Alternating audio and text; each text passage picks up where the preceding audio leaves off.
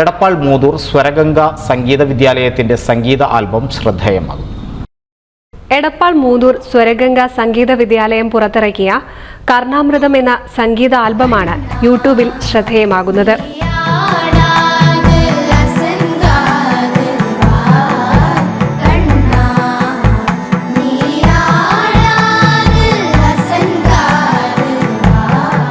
സ്വരഗംഗ സംഗീത വിദ്യാലയത്തിലെ വിദ്യാർത്ഥികളാണ് ആൽബത്തിൽ അഭിനയിച്ചിരിക്കുന്നതും പാട്ട് പാടിയിരിക്കുന്നതും.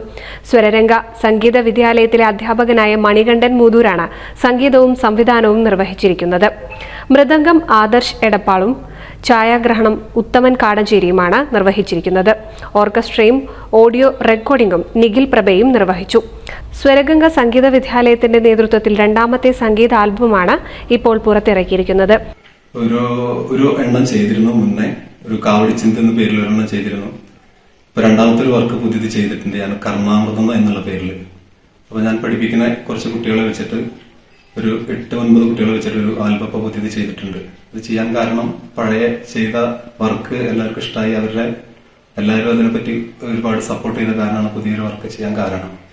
അപ്പൊ അതെല്ലാവരും കാണണം, അനുഗ്രഹിക്കണം. NCV news Edappal.